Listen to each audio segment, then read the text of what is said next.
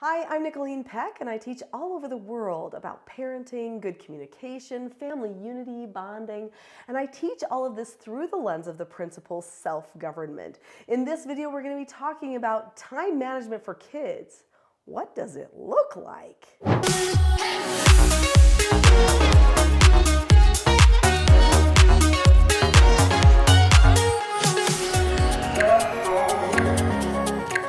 People are always shocked when I tell them that my children could manage their time from the time that they were probably about 6 years old.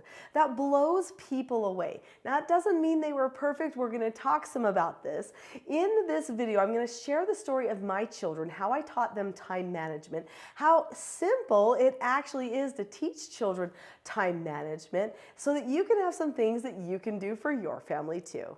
So when my oldest children were 3 and 1, I started taking in foster children. And these foster children were all between the ages of 12 and 18. I was doing therapeutic treatment care at the time because my husband had gone back to work and I wanted to stay home and raise my babies because I had worked really hard to pull myself away from the office so that I could have that special time with them when they were little. Well, anyway, during this time, life got a little bit crazy. So I've got a 1-year-old and a 3-year-old. They're having toddler tantrums. And then I have these older teens and they're having toddler tantrums some of the time. And so it was kind of busy feeling. And I realized that if my younger children and my older children were constantly needing me and having tantrums all of the time for every little thing, I was going to get wiped out. So I had to start teaching everyone time management and following through with it, which for me was kind of a big deal because I wasn't great at time management. I had to teach them how to follow through with it, and I also had to teach them the skills that they needed for success. Now, lucky for me, the skills that the foster children and my little children needed to learn to manage their time and to solve their behavioral problems were the same. So, what were those skills? That's what we want to talk about, right? Now I'm going to share those skills with you, but before I do, click the subscribe button to this channel. When people subscribe to the channel, it allows more people to see the channel. And this channel is all about helping families be happy in these hard times where there's stress and anxiety and troubles galore. We don't need to have the troubles in our home. We can fix those, and I want to help. So click subscribe now. All right, let's talk about some of the skills that you can use that will help solve behavioral problems, but they also solve time management problems. And then I'm also going to share with you some structural things that you can put in place to help your child learn to manage their time. Once they have the skill, then they can deliberately decide to manage their time. Okay, so the skills that children need to learn for time management as well as for behavioral problems are what I call 4 basic skills. These children's books each teach one of the 4 basic skills. They are following instructions, accepting no answers and criticism, accepting consequences, and disagreeing appropriately.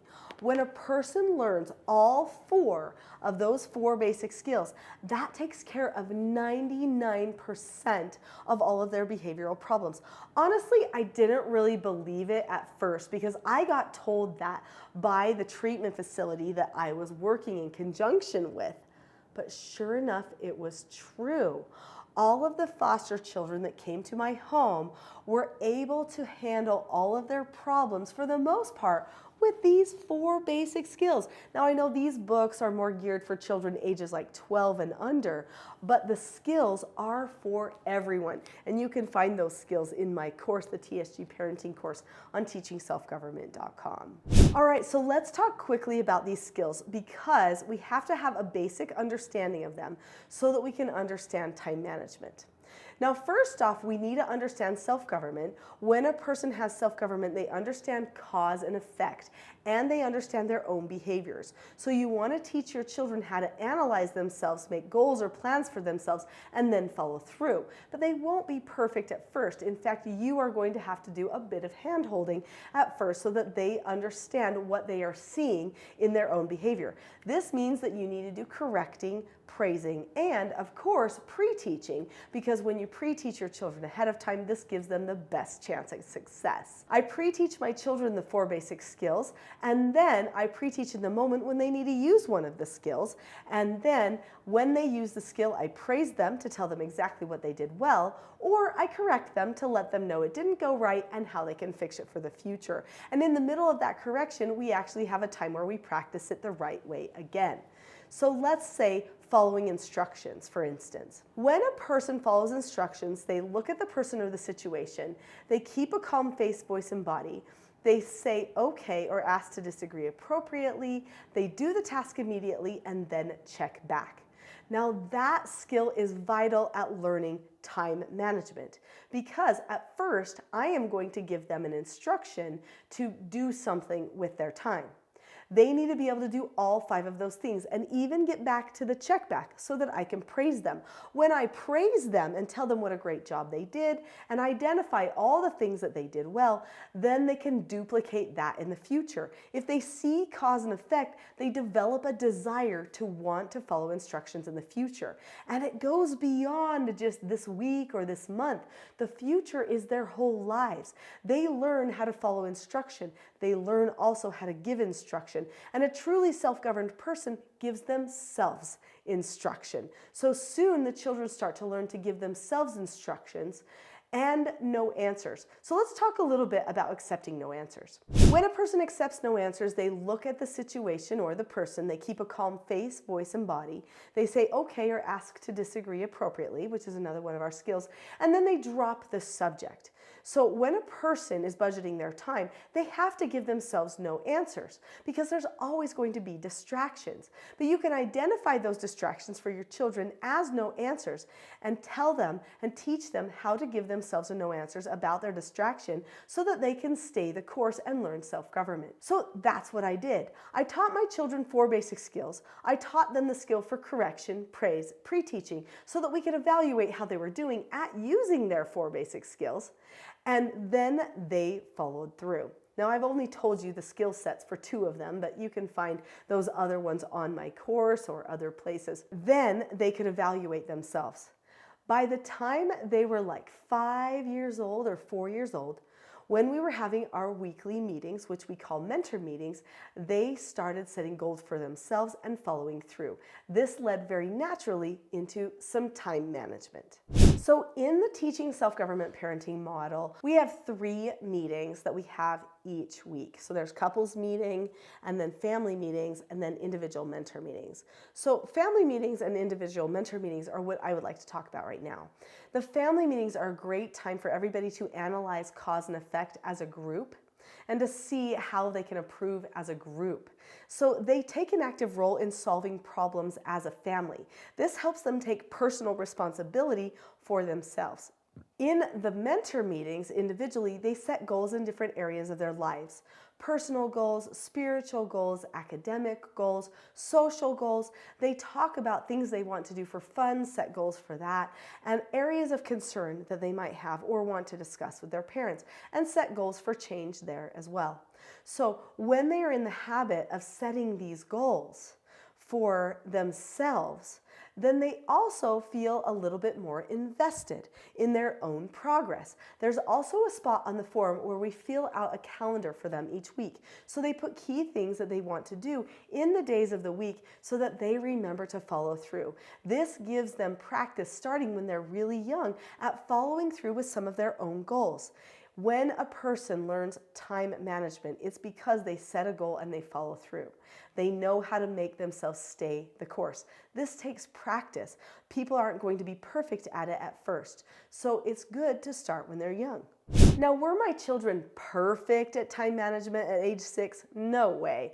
But they were pretty good. In fact, I could leave for a full day training somewhere where I was doing a conference, and I could leave like a little paper bag with a treat in it with their name on it, and they couldn't see what the treat was.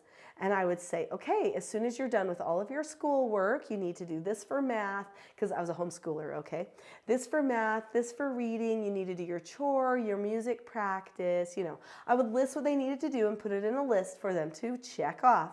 And I would say, as soon as you're done with those things, then you can pick one of the grab bags and you can have that for your treat. And guess what? They did it. every time they did it. And they did all of their things, and they loved doing their stuff alone. They felt so big and grown up. No one had to hold their hand or look over their shoulder. They couldn't understand why some of their friends would complain so much about doing schoolwork when it didn't take that long. And it's because they knew they could do their own schoolwork. They knew how to learn. They knew how to follow through. People were amazed by this. They thought it was incredible, but basically it's because they knew how to follow instruction. They knew how to analyze what's a positive reward or positive consequences versus a negative consequence. And I want the positive, so I'm going to go ahead and do it, was what they reasoned. And so they followed through. It was amazing. Actually, they were incredibly happy. But I will tell you that when they hit their teen years, something changed. It was kind of a hormonal change, a brain change, and things changed. So I have a whole separate video on this channel all about time management for teens. So if you've got a teen, then definitely go ahead and look at that video. But I will say it is possible to teach your children time management. They're waiting for you to do it because they get frustrated when things don't go well too. But probably one of the biggest things that you can do for time management is actually have your own time management. If you are managing time well, they will feel secure. But if you are not managing time well, they will feel like they're in limbo too. So if you need help with your own time management at all, then definitely go to the 4-part series that I did on time management for adults. You'll get some additional help there, and I have a free gift at the end of part 4.